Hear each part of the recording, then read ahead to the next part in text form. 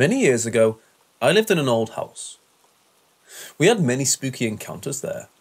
This is the brief story of one such encounter. One night, I awoke sometime in the wee hours in the dark bedroom. I saw movement to my right and turned my head and saw the dark silhouette of an arm sticking straight up from the bed.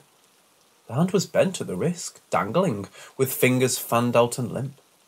The arm and hand were slowly moving back and forth. I assumed it was my wife, perhaps dreaming. I watched, somewhat disturbed at the strange behaviour and motion. I reached my hand out to gently grab her arm to wake her up, and to my surprise there was only air. The silhouette faded away. Startled and frightened, I called out her name. She sleepily answered me. I felt the covers and her arms were both completely underneath. It took me quite a while to get back to sleep. Another time, my wife woke up and looked over to see the silhouette of me, sitting up in bed next to her. She asked me what I was doing, waking me up to groggily respond to her. When she heard my voice come from the bed instead of head level of the sitting figure, she was similarly startled and frightened. Quite a few things happened in that house.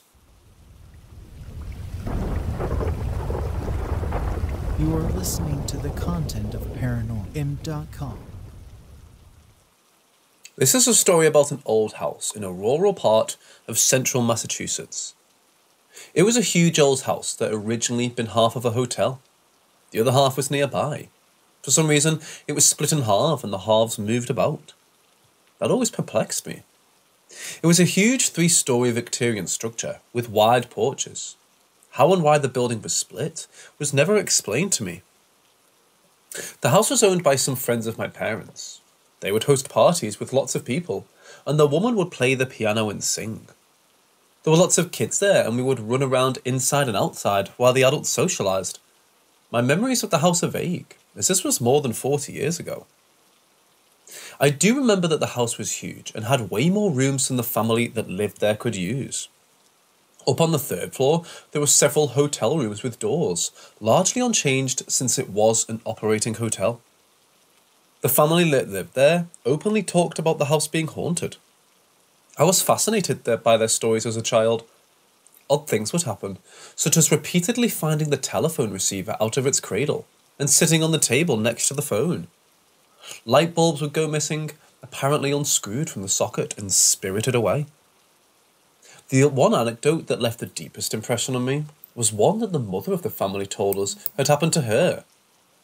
One afternoon, she was vacuuming in one of the rooms on the 3rd floor. She turned around and was startled to see a man standing in the room, motionless and staring at her. She described him as a man in a grey suit, wearing wire-rimmed glasses. He didn't say a word and just stood staring at her. Caught off guard and flustered by the man's sudden appearance, she said the first thing that came to mind. "Would you like a cup of coffee?" He simply disappeared before her eyes. I never understood why someone would offer a cup of coffee to an apparition, but my mother said that the woman explained it as she was aware that the house had an apparent presence, and that she felt it was benevolent, and she wanted the presence to feel welcome. You are listening to the content of ParanormalM.com. So my buddy and I were on our way home from a party at my mother's house at around 1:32ish, and went down the same direction I went before. Oh yeah, I wasn't alone this time either. Anyway, we were just driving and joking around like any other night, and once we got to a certain point, there was a heavy fog much like before, so obviously I slowed down a bit. We drove normally for a bit after that with much less conversation because of the fog. Then the turns started again. My buddy, who we're going to call DJ, mentioned the turns, and then I mentioned the story that he laughed at me about and never believed. After that, he was very serious, and we didn't joke around anymore. We went up an incredibly steep hill that just kept going up. There were turns both sharp and wide, but we kept going upwards the entire time, at least 20 minutes.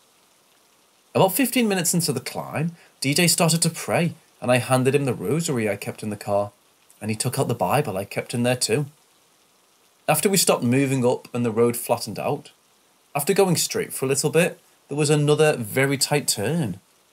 I felt the hair stand up all over my body and drew the Glock from where I kept it. DJ saw and drew his as well. As we rounded the corner, I slowed down even more, barely crawling forward. The corner ends and that thing is there in the road, crouched just the same as before. DJ says something, but I don't remember what he said. And I stopped the car. We're farther back than I was the first time. The thing is just barely visible at the edge of the fog. I lean out my window and level my gun. DJ does the same, except he opened his door and rested his gun on that. I wait for something to happen. I don't know what I was waiting for, but I didn't fire. We sit like that for maybe 2 or 3 minutes until DJ says, "The hell are we doing here, bro? Let's get the fuck out of here." He shuts his door and keeps his gun outside the car and leveled. I get back in and put the car in reverse. As soon as I do, that thing stands up. It didn't do it the same way as before. It was instant. There wasn't anything in between crouched and standing, like a video skipping frames. I pressed the gas and slowly moved backwards, and it disappeared into the fog. DJ relaxes and pulls his gun inside and lets out a nervous chuckle. I back up more and turn the car around. When we get all the way around, the creature is in front of us again, closer than it was before, still facing away from us. Not gonna lie, we might have screamed like little girls, but it didn't move when we did. I put the car back in reverse and gunned it backwards till it disappeared back into the fog. This time, DJ is screaming for me and gets us the hell out of there. You see that I'm doing everything I can. After going backwards a bit, I bring the car to a stop, getting ready to turn around again. Before I can, DJ screams again and I look up. This thing is definitely facing us now and is coming at us full tilt. Its mouth was open, but making no noise. Its arms were spread out like it was going to try and grab the hood of the car. I lean out and just randomly pull the trigger. I dumped the whole mag, not bothering too much in the way of aiming, and I saw at least 2 holes open in its chest. It slams forward onto the pavement and crawls underneath the car. I look into the rear and see it running. DJ leans out and tries to fire, but he doesn't. I gun it forward and just speed off. We both notice that something is making sparks out the back of the car, but don't stop to check it. We keep driving and end up going back down the incline we climbed before for about 5 minutes, before we're suddenly back on the road and we were originally driving before the fog rolled in, and the fog slowly dissipates over the next mile or so. Once the fog is gone, we drive for a little longer, then pull over and see that the thing knocked my muffler loose and it was dragging on the pavement. I attached some zip ties to keep it off the ground, then we left and went back home, silent the whole time, gripping steel till we walked in the door. I don't know what to do now, but I figured you guys might. At least someone believes me now, I guess. You are listening to the content of ParanormalM.com. I wanted to share with you something I experienced when I was living in an apartment a few years ago. I'm sure this place was haunted. Many weird things happened, and yes, I tried to find all kinds of rational explanations before, but couldn't find any. I won't make a list of everything that happened, but many were common paranormal stuff. What I mean by common is, for instance, feelings of being watched, things moving, footstep noise while no one's home. Already pretty scary, but we all read these kind of stories before.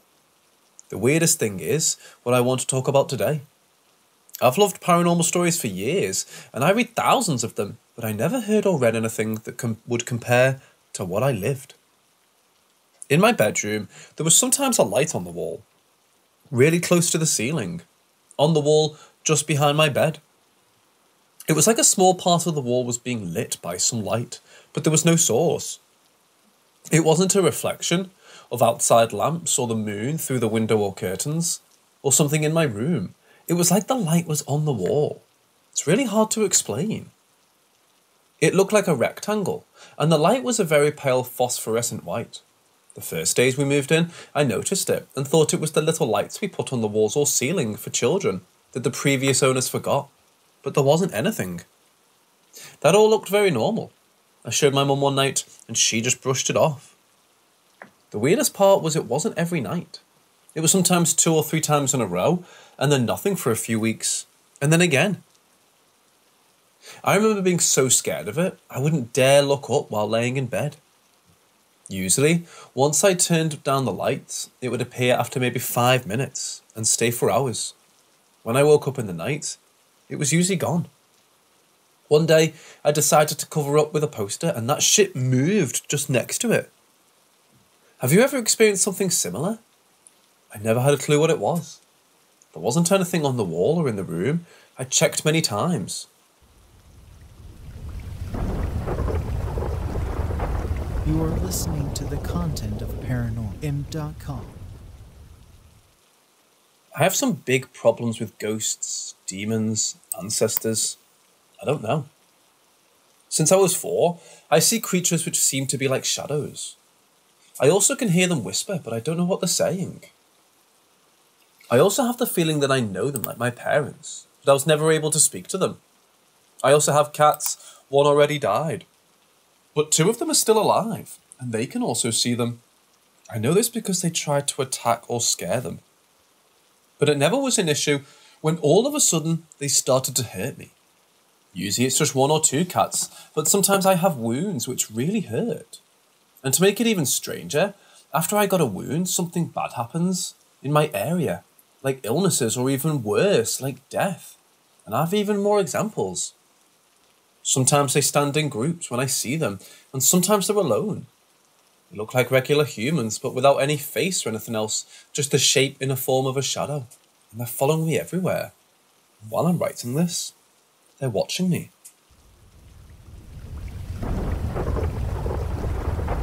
You are listening to the content of ParanormalM.com. I live on a farm on the side of a mountain in the middle of nowhere in British Columbia's interior. No cell service, neighbours are beyond shouting distance, a very on-your-own lifestyle out here. My trailer is at the top of this property next to a barn, surrounded 360 degrees with forest, except for the little road up there. The mountain, Mount Ida, has a long history with the Aboriginal people of my area. I've been told stories of the mountain since I was a kid. Basically, the summary of every story is people are banished from the mountain because the spirits make it too dangerous. All sorts of weird things have been seen and have happened on this mountain. Last night around 10:45 p.m, I heard 3 sets of sirens rush by the road. Out here, you never hear sirens. In my accumulative 15 years here, I've heard 1 siren, and it was earlier this week. Basically, it just intrigued me at that point. Wasn't until about half an hour or so that my power cut out. I'm already in bed by this point. Lights are out. The only way I noticed was because I had no Wi-Fi. Now that's always a heart stopper, because out here, no Wi-Fi means I'm entirely on my own. This makes me anxious for sure, but I'm more worried that I won't be able to call the fire department if something catches on fire than anything. Then out of nowhere, I hear this super sharp and loud cry, like a kid who just crashed on a bike. Hysterical crying from what sounds to be a young child. My dog's going absolutely nuts at the door. Now, if you're familiar with cougars, you should know that they can often mimic a child crying, and scarily accurately too. So laying there as the tension builds, I'm just telling myself it's a cougar, that's all it is. Just a cougar. For me, that's the best case scenario right now, that it's just a cougar. Dogs have finally calmed down, and I'm still just trying to get some shut-eye when I hear the second sound. This was an ungodly sound that I've never heard in my life. This one sounded like a mix of every horror movie monster all at once. I can't even describe it. It was about 5 seconds of pure screeching, like a demonic banshee with the vocal cords of a T-Rex. The bass to it shook my bed. It was as if there was a concert-sized sound system hiding in the forest blasting zombie vomit. I could taste my heartbeat at this point. My dogs are acting like rabies-ridden pit bulls towards the door, snarling and growling like whatever just screamed was on the other side of the door. I didn't know what to do at that point, so I couldn't call or get in contact with anyone. Lights are all off. I'm just laying there in the dark, utterly and completely scared. I was about to get up and go investigate. It's the middle of winter, of course, too. I just laid there checking my phone every 30 seconds, seeing if the Wi-Fi came back. Nothing else came after though, just ended up falling asleep at some point. As of this morning, everything is back to normal. Nothing creepy going on, power's back on.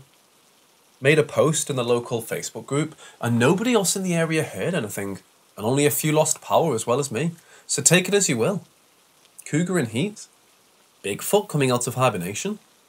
1,000-year-old native ghost trying to get me off this land? I'm not a very paranormal guy, and I have no idea what it could have been at this point. Would love to hear your thoughts, ideas, or questions.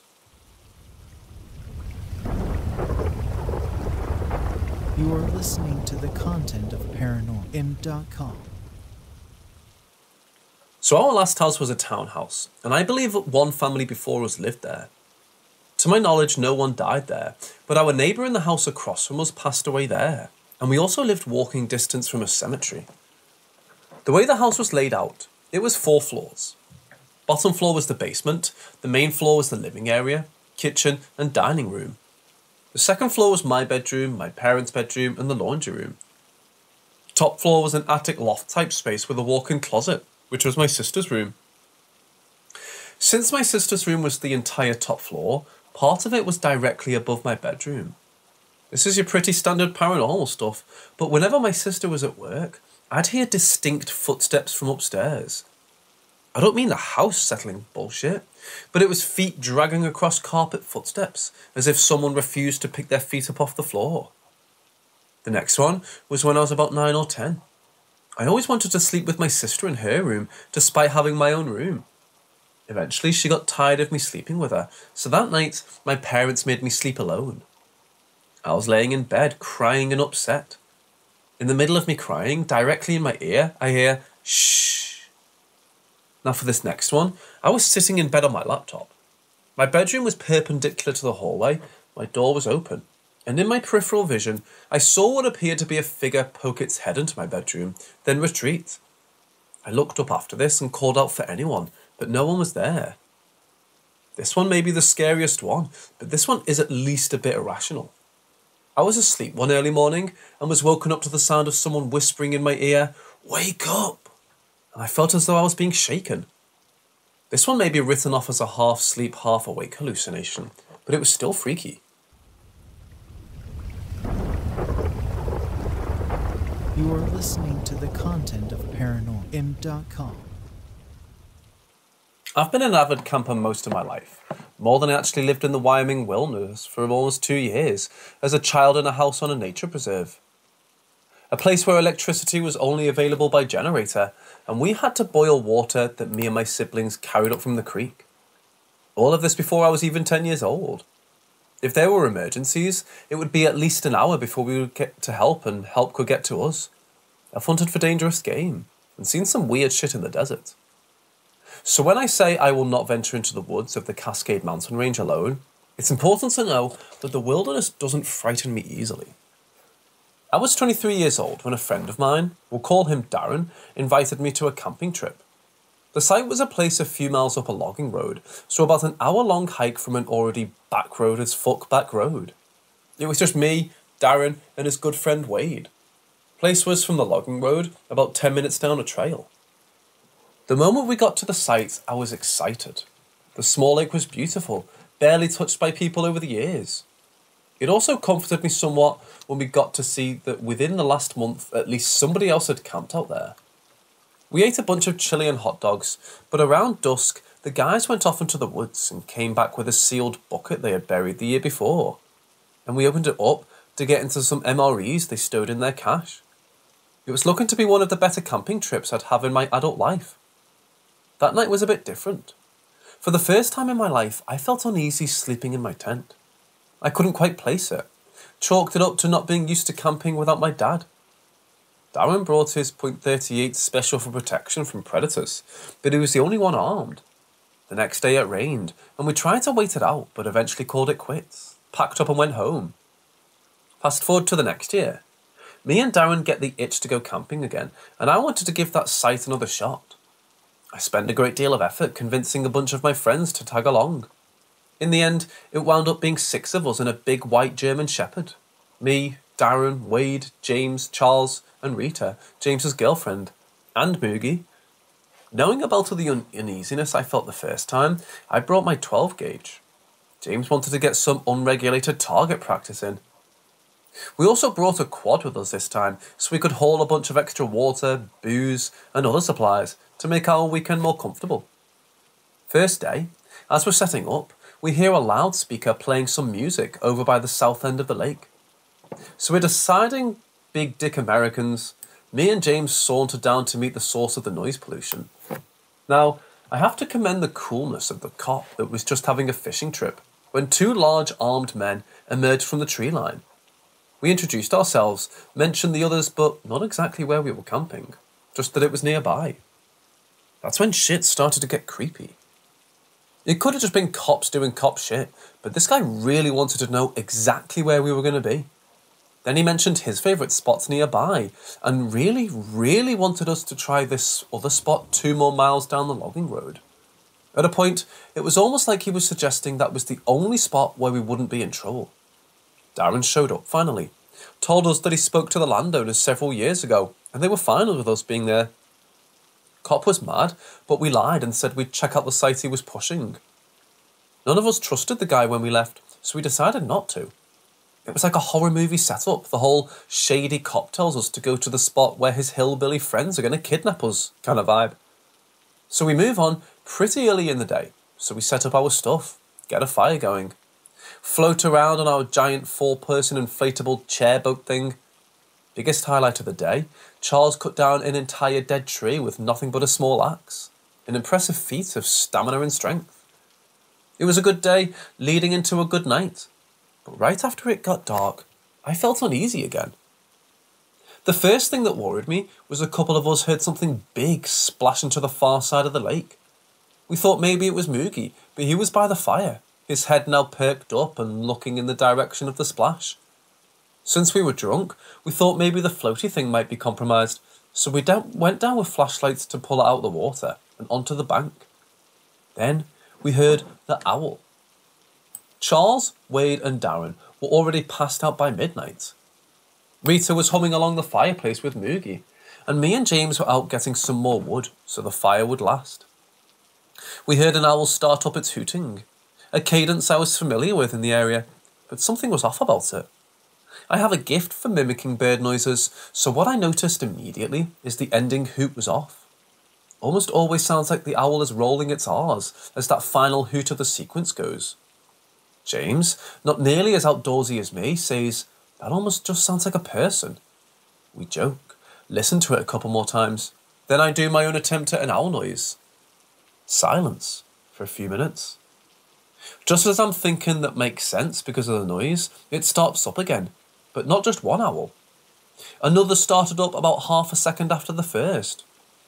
The new owl sounded more like an actual owl from the first one that seemed to have started up again. And after the first hoot from the real owl, the fake one stopped short. Did that owl just tell the other one to shut up? James says to me. I decided to shout, "Better listen to your wife, dude." Immediately after I shout, we both hear a crashing sound, almost identical to the sound of the tree falling that Charles did earlier that day. Moogie starts to go fucking berserk, barking and growling. He had a stink gland issue at the point, so he was still releasing that nastiness as well. He was threatened, and luckily Rita was there to keep him from bolting. I'm about to shit my pants out of fear. I'll reiterate for effect, I've hunted mountain lions and bears in my life, and at no point during those hunts was I as shaken and genuinely afraid as this. I was paralysed for like an entire minute. "Whoever that is, you better fuck off. We have plenty of guns," I shout across the lake. Then silence again, luckily for the rest of the night. I didn't fall asleep until Darren woke up, basically at sunrise. So I missed breakfast and a morning dunk in the lake the others all did before I got up, needing to poop real bad. James had already explained the noises to the others by the time we were all ready for our different adventures. Darren, Wade and Rita just wanted to listen to the radio and chill. Moogie had run off just after lunch, and we decided to go look for him while also investigating the area of the noises last night. Almost immediately, when we get to the other side of the lake, the hair stands up on the back of my neck. Charles also feels creeped out, but he had an axe, I had a shotgun, and James had his rifle and his .45 holstered on his hip. So we pressed onward, looking for probably a couple of hours. I was mainly trying to see if we could spot any trees that had fallen. Then we made it to the eastern bank of the lake.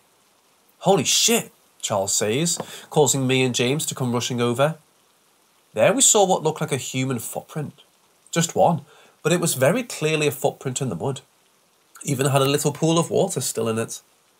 My first thought was Bigfoot, so I took off my boot and compared sizes. I'm a huge guy, with pretty large feet, so it wasn't a surprise that my clodhoppers dwarfed this footprint when I put my own print down next to it. But what was weird was the other print, where the pinky toe would be, looked like another big toe was there instead. We also found several downed trees, but none that looked recent. So we decided to go around the north of the lake and back to the others, doing a full circle. Moogie was fine. As soon as food smells filled the air, he came running back. And we all had a pretty good day again, drinking, feasting, and making fun of each other for being paranoid. We heard some gunshots a little close, and then called out to warn the shooters that there were people and animals nearby. The shooters of us actually went to meet the people, and all of us but Darren and Wade joined the old guy and his wife, shooting at whatever we could. Part of me consciously thought, anything that was lurking around here sure isn't going to fuck with us now. Boy, was I wrong. A brief mention about Charles. Ever since we were kids, Charles has had vivid night terrors. Most of the time funny, some of the time scary. He'd be full on sleepwalk and have conversations with you while still asleep. We had all gone to bed. I was one of the first due to getting like 4 hours of sleep and being quite rum drunk. Hey, who's that? Captain, stay in your tent. Charles, who was sleeping on a tarp by the fire instead of in a tent, started shouting. I shot up, grabbed the shotgun and turned on my flashlight. What's wrong? I shout, adrenaline filling my entire existence. I could feel my heartbeat pounding in my ears. Come closer to the fire. No, don't crouch down, motherfucker. Use your words. He keeps shouting, finally stirring awake James and Rita, who were in the tent next to Charles. What the fuck? James calls out. Moogie starts growling and apparently lets off the stink gland again in a tent, because he and Rita are like, Moog, gross. There's somebody sneaking up on Captain's tent. Get out here. I started to unzip my tent. Not you, Captain. Stay in there. He's right next to you. Everyone else to this day denies hearing this, but I swear I heard something whisper, Captain, before hearing a twig crunch right outside my tent. James makes it out of his tent, and seconds later I hear him laughing. It's just a water stump. Charles is just having a night terror. Charles claimed he wasn't dreaming, but when I got out and shined the light on the stump, he agreed that had to be it. Satisfied that there wasn't actually anything there, despite my protests, we all went back to bed. Charles stayed in the tent for the rest of the night. I decided to spend the rest of the night on watch. That was one of, if not the most, terrifying nights of my life. I heard more activity in those woods than I've ever heard before.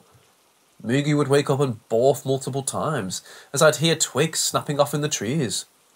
Then I heard a really big snap that had to have only been about 10 feet away. I jumped to my feet, whipped over to where the noise was, and shined my light. I've seen enough deer ass in my life to know what I saw running from me.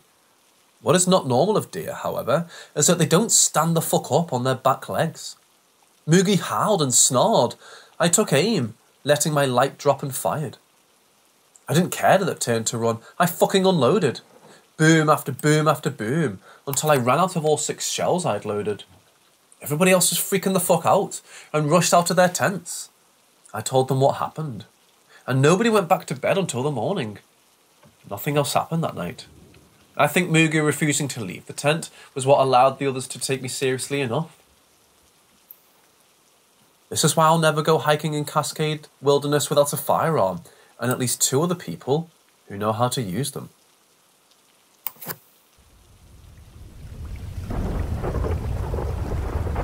You are listening to the content of ParanormalM.com. Back in the day when she was alive, we promised to haunt each other should one or the other leave this life. We both firmly believe in an afterlife and spirits, so this wasn't just a silly joking promise, even if there was some teasing about how we would do it to each other. I actually think we only said it twice. Well, it had been 2 years since she had left. I recall being in the room where she died. The machines were breathing for her, and I felt her leave her body. Just gone, with the sound of the machines still going. A few hours later, they were officially turned off. A little back information. My late wife had an eating disorder, and this disorder destroyed a lot of her gut and organs. It was a slow, painful death. When I say I felt her leave, it was like bullet fast leave. In life, I didn't yell, never a name call, rarely argued, and when we did, it was a healthy discourse and decisions were made to settle it. I knew her AD had caused these problems, but what I didn't know was how much worse it really was. I found the information on her phone post-death. She knew death was the final outcome years before I knew, and held back the information from me, letting me talk about growing old together. In short, I haven't seen her.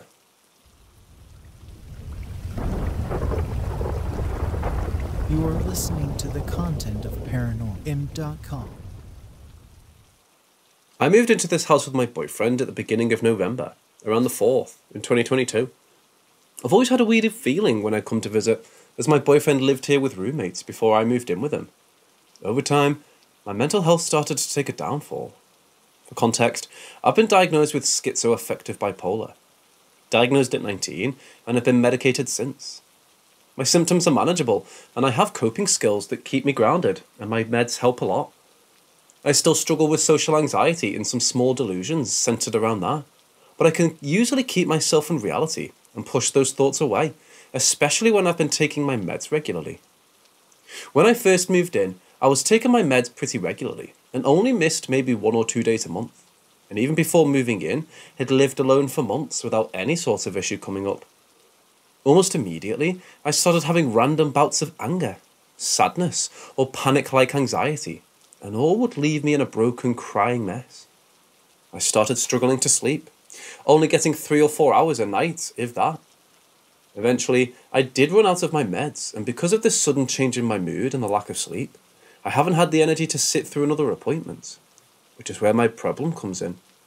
For a while now, but not right after I moved in, maybe for the past month, I've been feeling uneasy and unsafe. Just general feelings of unease and anxiety. My boyfriend left rehab for alcoholism treatment about a week ago, and 4 days ago, I walked out of our bedroom to find the front door just standing wide open. Thought it was weird, and it did freak me out, but I looked around and didn't see anything, so I just figured maybe it was the wind or a vortex caused by me shutting the bedroom door after going to the bathroom. I don't know. Everything logical though, it did give me a bad feeling. After that, I went about my day, and the sun went down, and I started to feel this really, really heavy feeling in my room. Like just an anxious, dreadful feeling that wouldn't go away, and it was almost like coming from the window on the other side of the room. Again, I just tried to think logically and rationally as I do, to cope, and told myself I was just freaking myself out and being delusional and whatever, but just couldn't shake this feeling. It was overwhelming. I kept having to sit up in bed while trying to sleep to check if anything was actually standing there, and I never saw anything, but it just felt like it. There's a TV directly to the left of the window I was feeling this coming from, and at one point I opened my eyes after trying to sleep and saw that the TV had turned itself on at some point. That freaked me out, but I tried to just ignore it and do my best to not acknowledge whatever was going on, and pass it off as coincidence and me being overly paranoid. But it's been days, and I'm still just generally uneasy and unsafe, which gets worse when the sun goes down. So much so I can't sleep until it's daylight again, and still for only maybe 3 or 4 hours, sometimes less. Basically, the point of this ramble is, am I being delusional?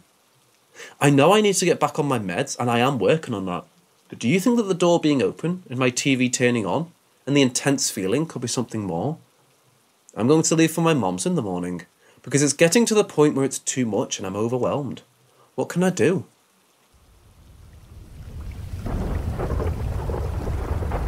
You are listening to the content of ParanormalM.com. So it will be a year in March. My friends and I went to Chattanooga, Tennessee to celebrate my childhood best friend's marriage. It was a beautiful house on the Tennessee River with a very private and peaceful atmosphere. It was on a nature trail, so it felt very isolated, though it was close enough to the city for us to go out and have fun. Anyway, We all had a great time in the city, then came back and started a fire in the fire pit. We hung out until we all got tired and eventually went to bed. We all decided to bunk in the same room that had 3 double bunks and 1 full bed. It was a large room, and we thought we could all watch a movie together in there, but ended up all deciding we needed sleep to drive back the next day. As my friends are used to falling asleep early, I'm not, so I was still wide awake. So I got on my phone and started scrolling. I know it's a bad habit, but I had no other options of reading a book or anything. So as I'm laying there, I get this feeling, and it's not a good feeling. I've had one paranormal experience before this, and it didn't make me feel scared. I just felt confused. This was different. I felt my hairs stand up, like that feeling of something with ill intent was near me. I look up at the other bunks, and my friends look fine. So I continue scrolling, then I get the feeling again. I look up, and this time it looks towards the full-size bed, where the bride and her little niece who tagged along was. And I see a dark figure, head bent down, looking at the niece. My heart stopped. I couldn't move. I kept thinking to myself, it's just a shadow from the stairway light coming in the room. I look down at my phone and get the courage to move my thumbs to text my boyfriend how scared I was. Which didn't help, considering he's not a believer in anything of that nature, so he just says he's just seeing things. After this, I look up. The figure is gone. Which didn't make me feel better, only worse, because it confirmed what I saw was not in fact a shadow from the light in the stairway. So I jumped from my bunk and bolted up the stairs and crashed on the couch. I felt like a small child who just watched a horror movie. I kept hearing what sounded like creaking from the stairs.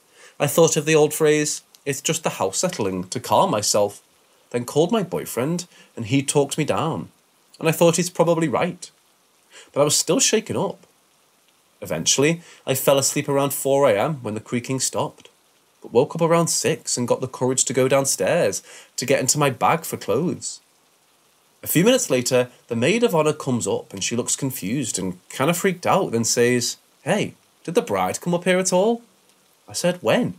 Because I only slept 2 hours and I've been up since 6. She then says, "Well, I mean about that time I thought I saw her up and go up the stairs."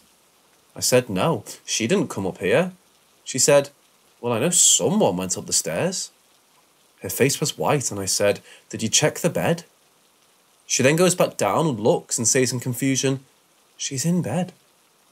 And I just stood in confusion and said, "Well, what time did you say you saw her again?" And she said, "Well, only a couple minutes ago. It's just 6:05.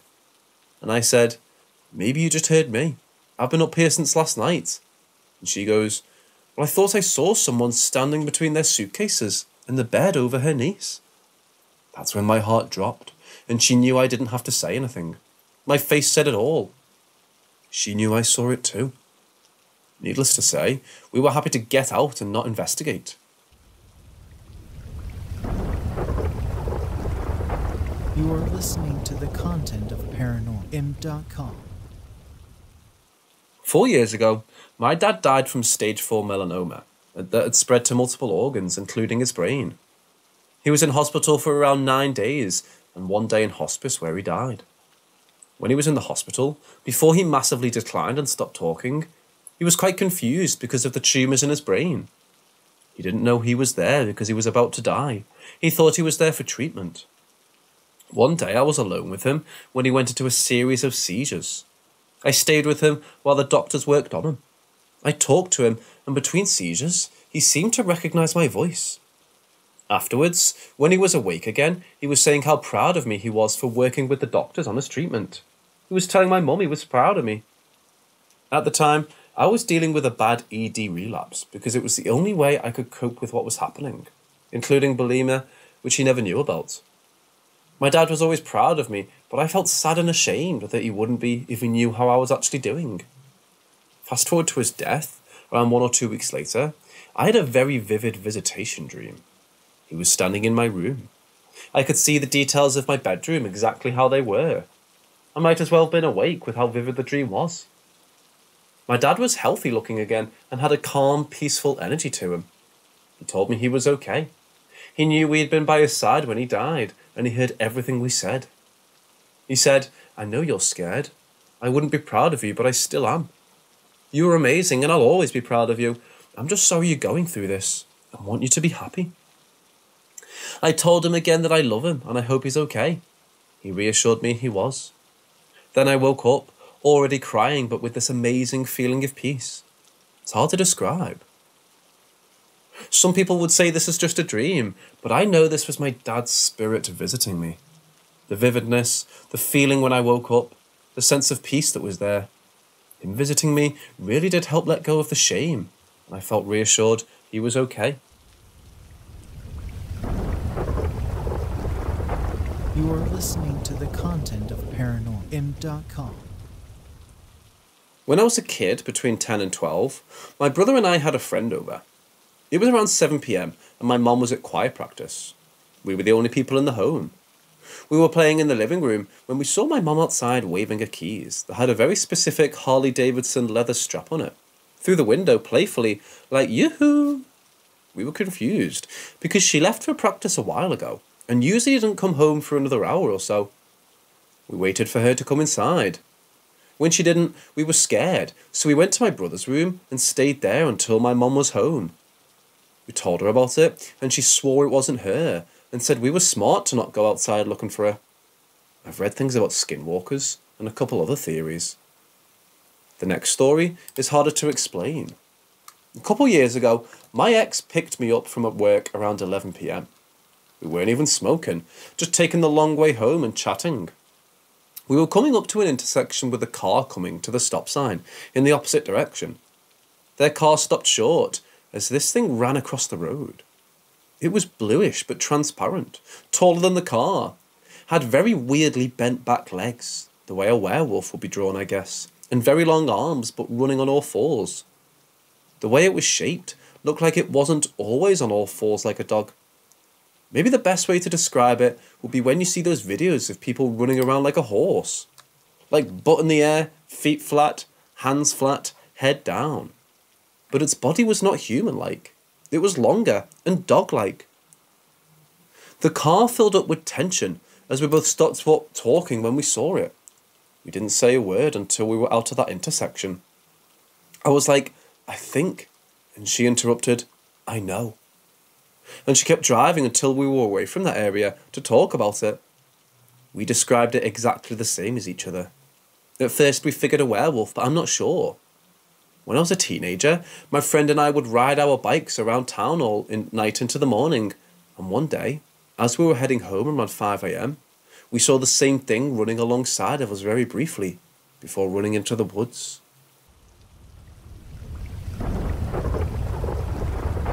You are listening to the content of ParanormalM.com. I grew up as an only child. My parents had my sister when I was 11. Before she was born, my dad rebuilt our bungalow into a huge 2-story house. Hence, no one died in my new bedroom. Now on to my experiences. The ages are around estimates. I'm mid-20s now. When I was around 7, I started getting nightmares about the concept of death. I would wake in the middle of the night crying for weeks on end, and then it would stop for a while before starting again. By the age of about 8, this developed into a feeling of being watched, being unable to sleep, and could be convinced something, not someone, was watching me from a specific corner of my room. My new room, the one my dad built. My dad eventually ripped that section of wall out to show me that there was a space there.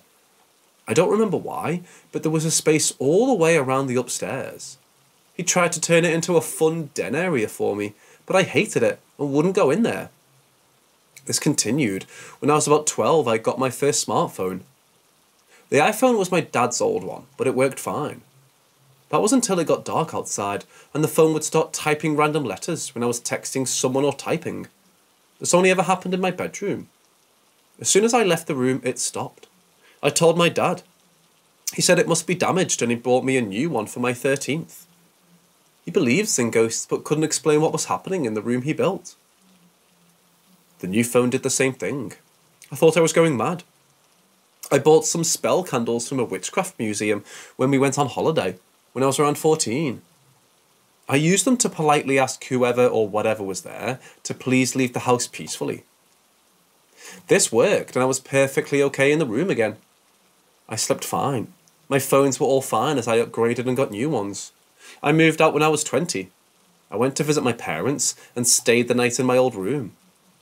Whatever was there when I was a child is back there. The same corner, the same feeling.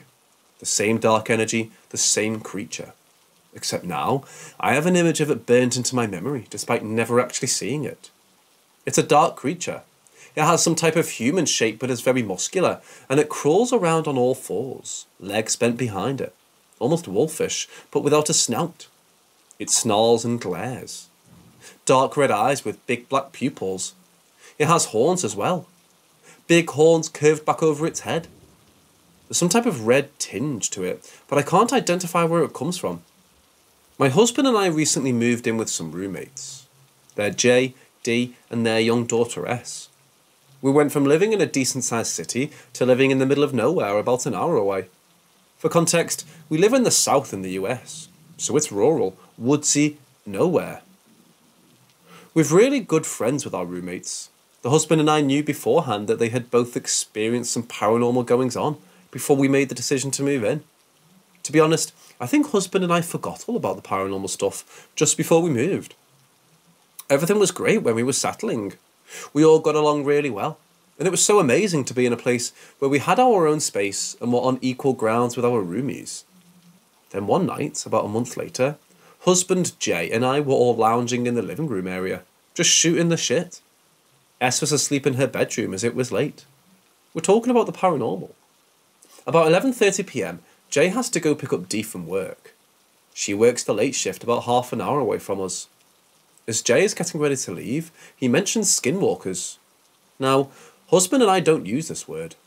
For those of you who don't know, speaking aloud the word skinwalker or wendigo is often believed to attract these deadly creatures to you.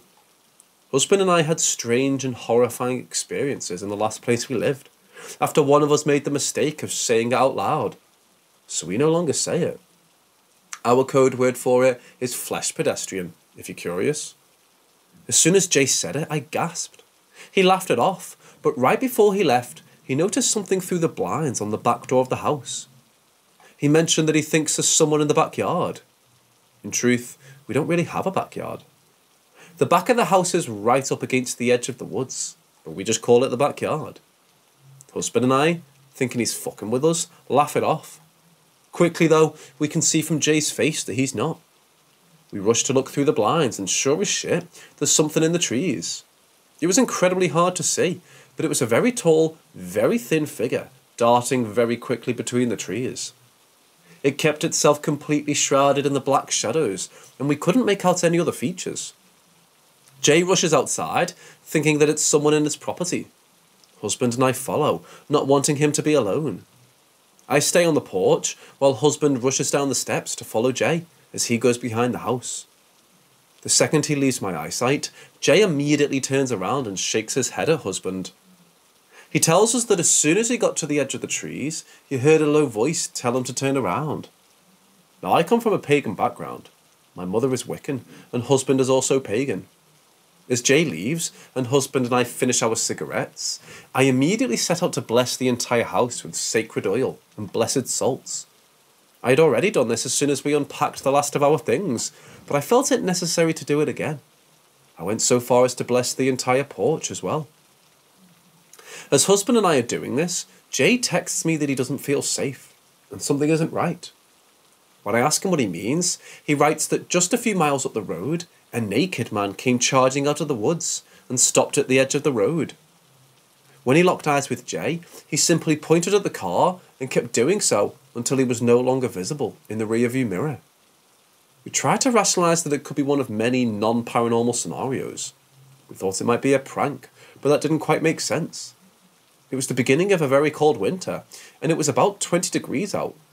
It would have been a lot of effort and discomfort for this man to pull a prank like this on passing drivers. Then he wondered if the man needed help or was possibly in danger, but Jay was sure that this man didn't look at all like he was in distress. If he was, the man would have yelled or tried flagging the car down instead of just pointing at it. The conclusion we came to for the time being was that he was most likely on drugs.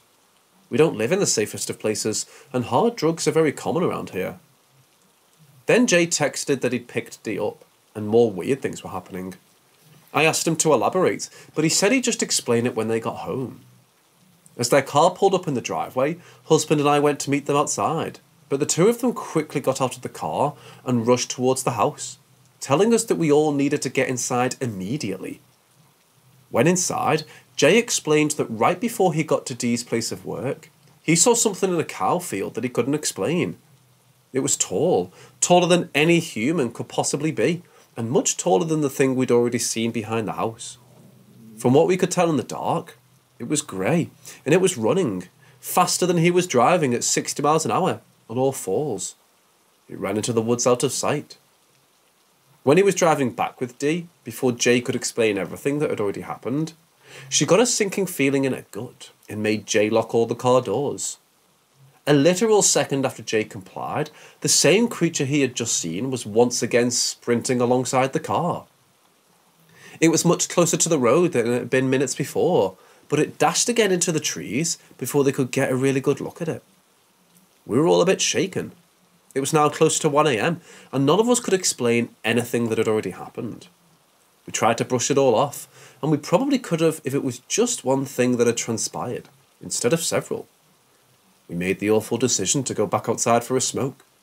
The kind of decision that only dumbass horror movie characters could make, I know.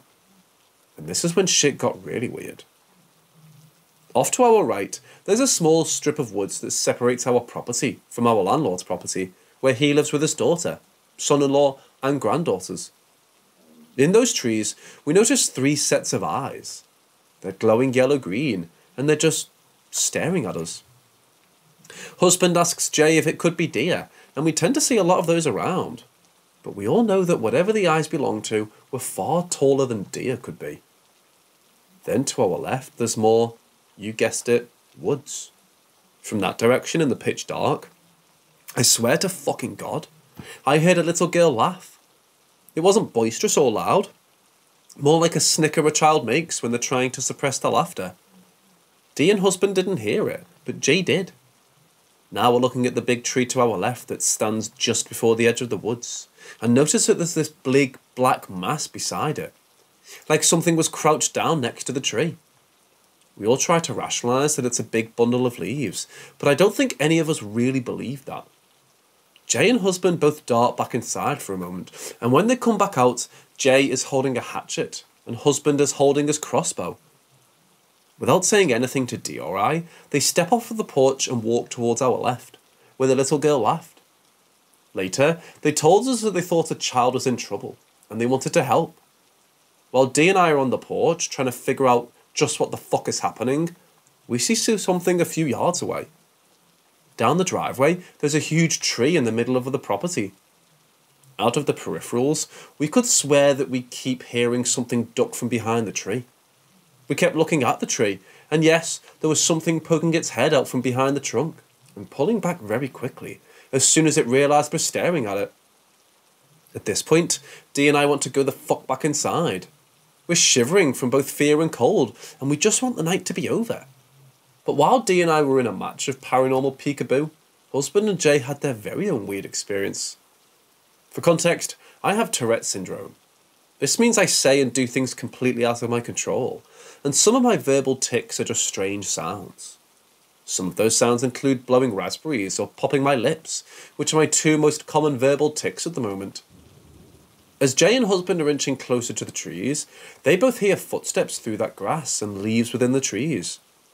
Both of them were too frightened to call out to whoever they thought was in the woods. Then they hear shuffling. The problem is, though, they each hear shuffling coming from directions that the other doesn't hear. For clarity, Jay was walking on the left, husband on the right. Jay hears shuffling coming from the right, and husband hears it from the left. But neither hears the same sound that the other is hearing, so they turn towards each other with their weapons drawn. In their confusion, while they're facing each other, they hear someone running in the woods, full on fucking sprinting through the trees, headed directly towards them. Then it stops. They take a step back and watch to see if anyone came out of the woods. No one. Then they hear me. Me, in the woods right in front of them. I was standing on the porch behind them. They heard my ticks coming from the trees, my raspberries and my lip pops, from the woods.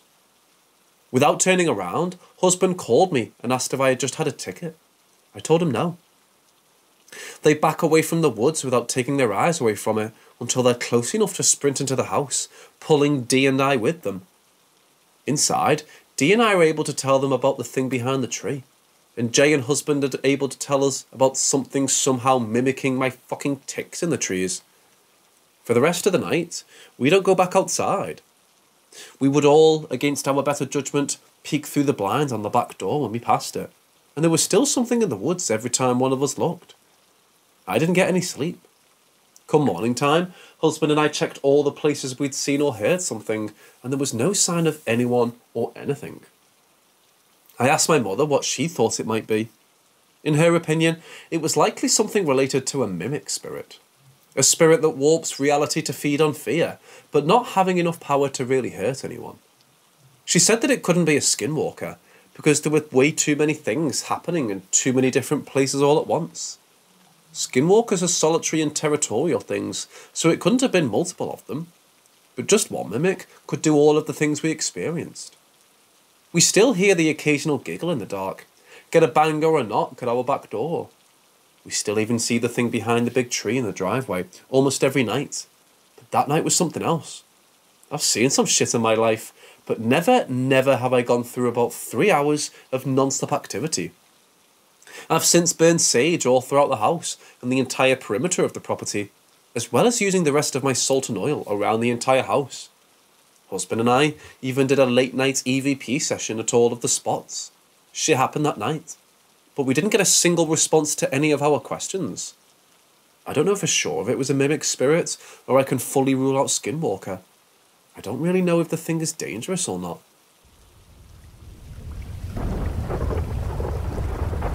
You are listening to the content of ParanormalM.com. This was a dream that was very vivid and very real. A month later, and it's still disturbing to me. On an evening a few days before Thanksgiving 2019, my wife and I went to bed fairly early in hopes to get some much needed sleep before our 1-month-old son wakes up for a bottle. I fell asleep fairly quickly. I dreamt that I was in a dark grey night scene. It was a landscape similar to downtown Bangor, Maine, against the waterfront and surrounding land, but there were no cars parked in the streets. There might have been a few stray cars, but for the most part, none parked anywhere.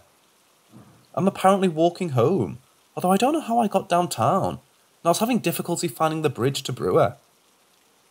In the eerie grey, everything looked way too much alike. I walked a bit and realised that it was the wrong way.